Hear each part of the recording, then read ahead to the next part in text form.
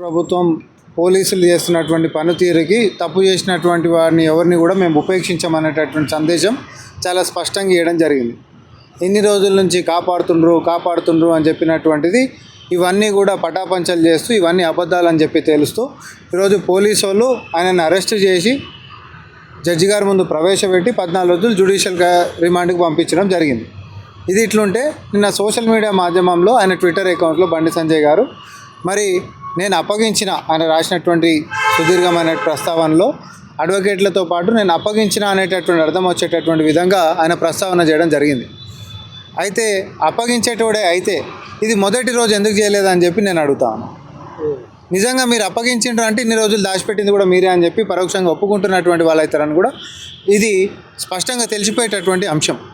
మేము ముందు సంది అంటున్నాం, మీరు ఒక కేంద్ర మంత్రి లెక్క ఉంటున్నప్పుడు బాధ్యతాయుతమైనటువంటి హోదాలో మీరు ఉంటున్నప్పుడు మీరు చట్టాన్ని గౌరవించాల్సినటువంటి అవసరం ఉంటుంది.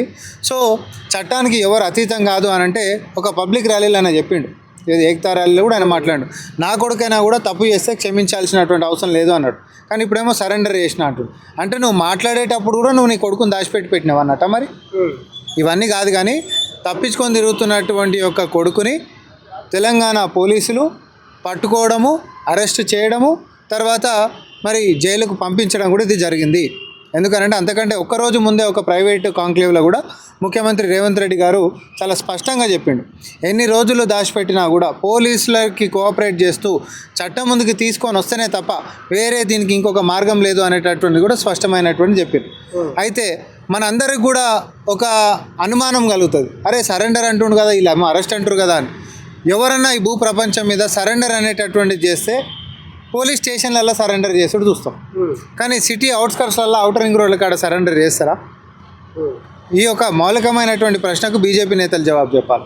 నువ్వు నీ కొడుకుని నిజంగా పోనీ అట్లా కూడా సరెండర్ చేసినావు అనుకుంటే, అయితే మరి బండి సంజయ్ గారు ఎందుకు ఇట్లా చెప్పిర్రు అని అంటే, బండి సంజయ్ గారు దేనికోసం చెప్పిండు అంటే, ఒక కేంద్ర మంత్రులు ఎక్కువ ఉండి అట్లా చెప్పుకోకపోతే సిగ్గుపోయేటటువంటి పరిస్థితి. కాబట్టి నీ కొడుకు తప్పించుకొని పోతుండే పట్టుకురు పోలీసు వాళ్ళు అంటే బాగుండదు. కాబట్టి అంతో ఇంతో ఆయన గౌరవం కాపాడుకోవాలని అంటే నేను పట్టి ఇచ్చిన అని అంటే కొంచెం అంతో ఇంతో జనాలలో కొంచెం మైలేజు లేకపోతే కొంచెం పరువు బతుకుంటుందేమో అటువంటి ఒక ఆశ. మేము దాన్ని కూడా ఏం తప్పు పడతలేము, కానీ తప్పు చేసినటువంటి వాళ్ళని ఎంతటి వారిని కూడా ఈ ముఖ్యమంత్రి రేవంత్ రెడ్డి గారి నాయకత్వంలో మేము స్పేర్ చేసేటటువంటి క్వశ్చనే లేదు. నేను బడా బాబు కొడుకుని, బాగా డబ్బులున్నోడిని, పెద్ద రాజకీయ నాయకుడు కొడుకుని, లేకపోతే నేను ఏం చేసినా సాగిపోతుంది అని చెప్పి పొలిటికల్ ఇన్ఫ్లుయెన్స్ ఉన్నాడో, పొలిటికల్ లినియేజ్ ఉన్నాడో, లేకపోతే సొసైటల్ ఇన్ఫ్లుయెన్స్ ఉన్నాడో, లేకపోతే బాగా పెద్ద కార్పొరేట్ సంస్థ దిగ్గజాల కొడుకులో వాళ్ళ మనసులలో గిట్ట ఇట్లాంటిది ఏమైనా ఉంటే ఇరేజర్ తోటి తుడిచేసేయండి. ఇంకొకసారి తప్పు చేసేటప్పుడు తెలంగాణలో మరీ ముఖ్యంగా రేవంత్ రెడ్డి గారి పాలనలో తప్పు చేయాలని కూడా వెన్నులో దడబుట్టాలనేటటువంటి దానికి సంకేతం బండి భగీరథ అరెస్ట్. నైట్ మీకు దొరకకపోతే పోలీసు పట్టుకోకపోతే రాష్ట్రంలో వెళ్ళిపోతున్నానన్నా దాదాపు ఎయిర్పోర్ట్ దగ్గర కూడా పట్టుకున్నట్టుగా తెలుస్తారు. అదే ఏదైనా జరిగేది, నేను అందుకనే చెప్తా ఉన్నా, ఏదైనా జరిగేది. ఒకవేళ అట్లా జరిగినా కూడా వదిలిపెడతామా? ఇప్పుడు ఫోన్ ట్యాపింగ్లో ప్రభాకర్ రావు పారిపోయిండు, రాగానే కేసు రోజే వారిపోయిండు. ఏపీకించి అట్లా వేరే రాష్ట్రం ఆడికించి యూఎస్కి వారిపోయిండు. ఏడాది తర్వాత నేను గుంజుకొచ్చినాం కదా, ఇవాళ కాకపోతే రేపైనా రావాల్సిందే కదా. అయితే ఇక్కడ మనము కాంగ్రెస్ పార్టీ నుంచి కూడా డిమాండ్ చేసింది ఏంటిది అని అంటే, పారిపోతే తప్పు చేసినట్టు పరోక్షంగా ఒప్పుకున్న వాళ్ళు అవుతారు. కాబట్టి ముఖ్యమంత్రి గారు కూడా అదే మాట అన్నారు మొన్న కాంక్లేవ్లో, పారిపోయినంత మాత్రాన దానికి పరిష్కారం కాదు, మీరు చేయకపోతే పారదర్శకంగా విచారణకి పోలీసు వాళ్ళకి మీరు సహకరించాలి, రావాలి, అంతే తప్ప తప్పించుకొని పోయి అప్పుడు జనాలలో ఏమవుతుంది, తప్పు చేయకపోతే ఎందుకు పారిపోతుండే అని అడగరా? సో దానికాడ వాళ్ళకి జవాబు కూడా ఉండకపోయేది. బీఆర్ఎస్ వాళ్ళ ప్రశ్న ఏంటంటే, కాంగ్రెస్ ప్రభుత్వానికి లేదా ముఖ్యమంత్రి రేవంత్ రెడ్డికి బండి సంజయ్కి ఒప్పందం ఉంది, మధ్యంతర బెయిల్ రాలేదు కాబట్టి ఇంకా తప్పించుకోలేము, ఒకసారి వచ్చి ఇక సరెండరో లేకపోతే ఏదో కానీ కాంగ్రెస్ ప్రభుత్వం ఆదేశించింది అనేది వాళ్ళ ప్రశ్న. ఏది చేసినా విమర్శించడానికి సిద్ధం ఉంటున్నటువంటి మనం ఏం చెప్తాం? ఫస్ట్ అసలు ఎఫ్ఐఆర్ అయిపోయిన తర్వాత ఈ సోషల్ మీడియా మాధ్యమాలలో ఇదంతా కూడా ఉధృతంగా మారినటువంటి పరిస్థితి. ఎఫ్ఐఆర్ చేసినాము అని అంటేనే దాని మీనింగ్ ఏంటిది? ప్రభుత్వానికి చిత్తశుద్ధి ఉంది కాబట్టే, మన నోటీసులకు వచ్చింది కాబట్టే, ఫిర్యాదు అందింది కాబట్టే కేసు బుక్ చేసినాం. సెర్చ్ అనేటటువంటి జరగలేదని ఎట్లా చెప్తారు? ముఖ్యమంత్రి గారు అంత స్పష్టంగా చెప్పిండ్రు. ప్రధానమంత్రి గారి కార్యక్రమం ఉన్నప్పటికీ కూడా మూడు స్పెషల్ టీంలని మనం డిప్లాయ్ చేసినాం. సో ఢిల్లీ దాకా కూడా పోయినటువంటి పరిస్థితి, వాళ్ళ ఇళ్ళలో ఎతికినటువంటి పరిస్థితి. మళ్ళీ నిన్న కూడా పొద్దుడుతుంది సర్చింగ్ అనేటటువంటి జరుగుతూనే ఉండే కదా, అన్ని మీడియా ఛానళ్ళు చూపిస్తూనే ఉండే కదా. ఎక్కడ పోలీసు వాళ్ళు ఆగినరు, ఎక్కడ సహకరించినట్టు కొట్టింది. ఈ భూప్రపంచం మీద మెడకాయ మీద తలకాయల కోడి మందని దిమాకున్న వాళ్ళు కూడా అరే రేవంత్ రెడ్డి గారి సర్కార్ పోలీసు వాళ్ళు బండి భాగీరథ్ గురించి ఎత్తుకుతురు అని చెప్పి అనుకుంటారు. కేవలం బుర్రలేని బీఆర్ఎస్ వాడు మాత్రమే వితండవాదం చేయాలి కాబట్టి లేదు సహకరించేటటువంటి కోణం మా అద్దాలలో కనిపిస్తుంది, మీకు కనిపిస్తలేదని వాదిస్తారు. అంటే వాళ్ళ ఇంకో ప్రశ్న ఏంటంటే ఓటుకు నోటు కేసు అనే కత్తి మెడ మీద వేలాడుతుంది రేవంత్ రెడ్డికి. దాని నుంచి తప్పించుకోవడానికి కొంచెం సున్నితంగా వ్యవహరిస్తున్నాడు ఈ అంశంపై అనేది వాళ్ళ ప్రశ్న. సున్నితంగా వ్యవహరించేది ఏముంటుంది, ఘాటుగా వ్యవహరించేది ఏముంటుంది. అరెస్ట్ అయిందా లేదా, కేసు బుక్ అయిందా లేదా.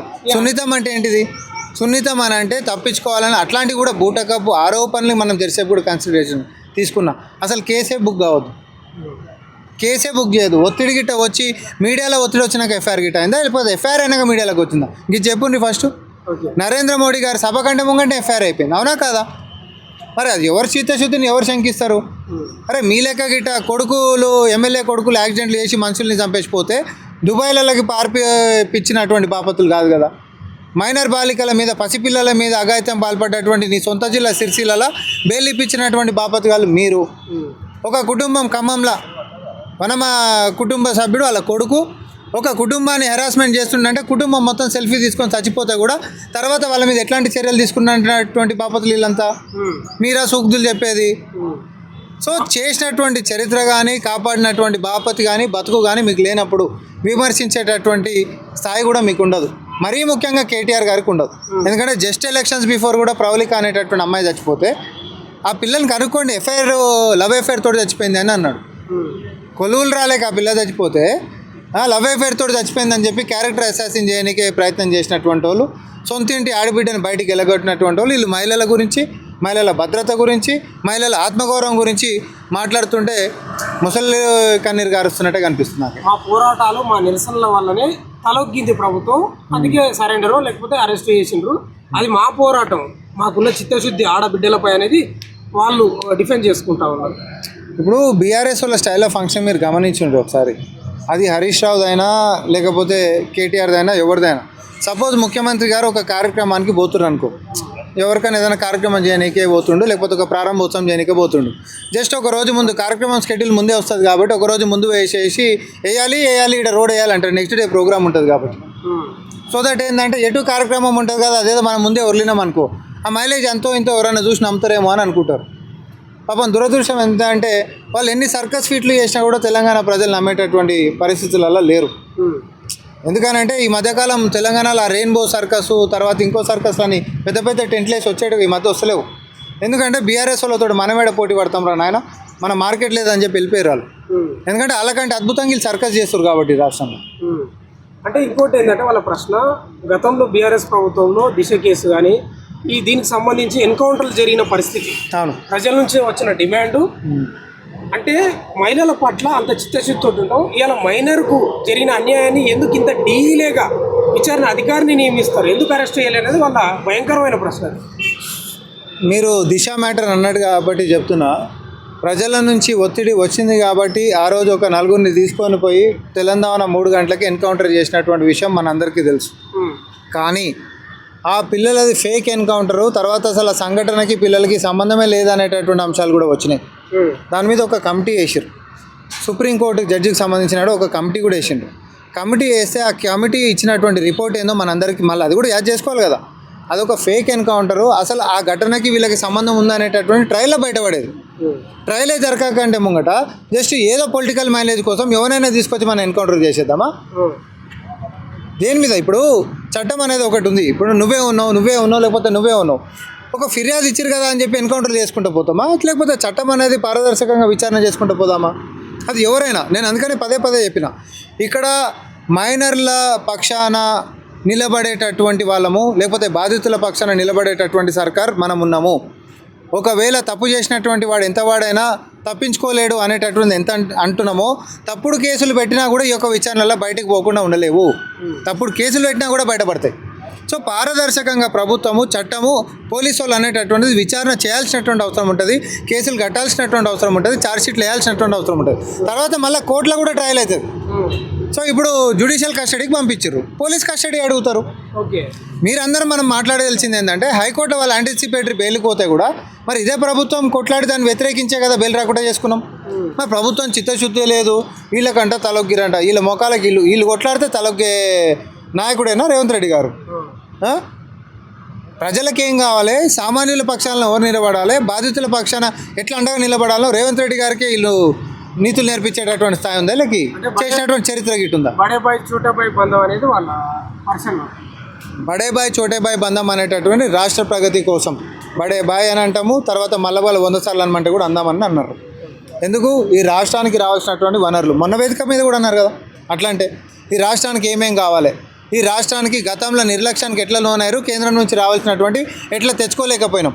మనం 2 అడుగులు కిందికి పోయినా సరే తెలంగాణ ప్రజలకు కావాల్సినటువంటి వనరులు సమకూర్చడంలో కేంద్రంతో మనం కొట్లాడదాము, మర్యాదగా ఉందాము, ఏం చేయాలో అది చేద్దాం. కానీ రాష్ట్రానికి రావాల్సినటువంటి నిధులు కానీ, రాష్ట్రానికి రావాల్సినటువంటి వనరులు కానీ, లేకపోతే విభజన చట్టంలో చేసినటువంటి హామీలను నెరవేర్చుకోవడంలో కావాల్సినటువంటి పనులు కానీ దేనికైనా కూడా మనం ఒక అడుగు ముంగటికేసి మరి ఒక అడుగు మనం ముందుకు పోదామని చెప్పి ముఖ్యమంత్రి గారు చాలా స్పష్టంగా చెప్పారు. రాజకీయ కోణంలో మన పని కావాలనంటే ప్రధానమంత్రి గారితో మాట్లాడేటటువంటి భాష వాళ్ళకి లేకుండొచ్చు, ఆ సంస్కృతి కానీ, సంస్కారం కానీ, లేకపోతే ఇంకోటి కానీ. ఈ రాష్ట్రానికి ఏం కావాలనో, పనులు ఎట్లా తెచ్చుకోవాలనో ముఖ్యమంత్రి రేవంత్ రెడ్డి గారికి తెలిసినంతగా కేసీఆర్ గారికి కూడా తెలియదు అనేది మనందరికి తెలుసు. ఓకే. అంటే ఇక్కడ ఫోక్సో అంటే వెంటనే యాక్షన్ తీసుకోవడం, వెంటనే జైలు శిక్ష చేయడం, అందులో విచారణ లాంటివి ఏమో. కానీ ఎందుకు ఈ సిట్ ఏర్పాటు చేయాల్సి వచ్చిందని చెప్పి బాగా చర్చ నడుస్తుంది. అంటే సిట్ ఏర్పాటు చేయడానికి కారణం కాపాడే ప్రయత్నమే అంటూ కూడా బాగా చర్చ నడుస్తుంది. నేను మళ్ళీ కూడా దీని మీద స్పష్టతనిస్తున్నా. SIT వేయలేదు, నేను ఇది మీడియా ముఖంగా చెప్పిన. SIT సిట్ వేయలేదు. ఒక ఉన్నతాధికారి, DCP ర్యాంక్ ఉన్నతాధికారిని పర్యవేక్షించడానికి అక్కడ నియమించిండ్రు.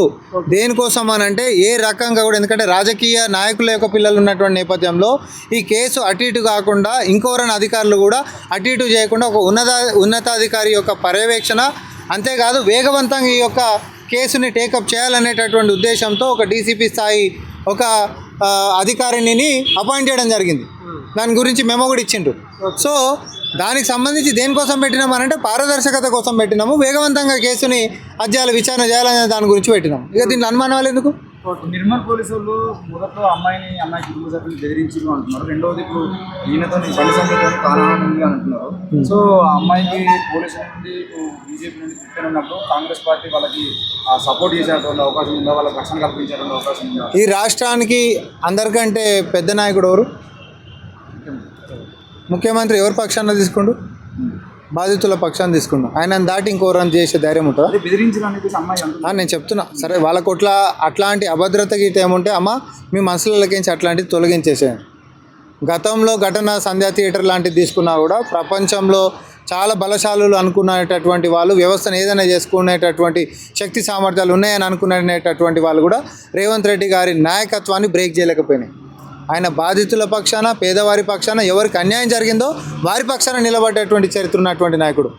సేమ్ ఈరోజు కూడా ఈ రాష్ట్రానికి ముఖ్యమంత్రి అయినటువంటి రేవంత్ రెడ్డి గారే మీ పక్షాన నిలబడ్డ తర్వాత మళ్ళీ ఇంకెవరన్నా ఆ ఆలోచన చేయడానికి కూడా ధైర్యం చేయరనేటటువంటి స్పష్టత మీకు మళ్ళొకసారి కలిగిస్తూ మీరు అట్లాంటిది ఏ బేఫికర్ ఉండండి. మీకు ఏదైనా వచ్చినా కూడా నేరుగా మీరు తెలియజేసేటటువంటి మీ స్వేచ్ఛ స్వాతంత్రం ఉంది.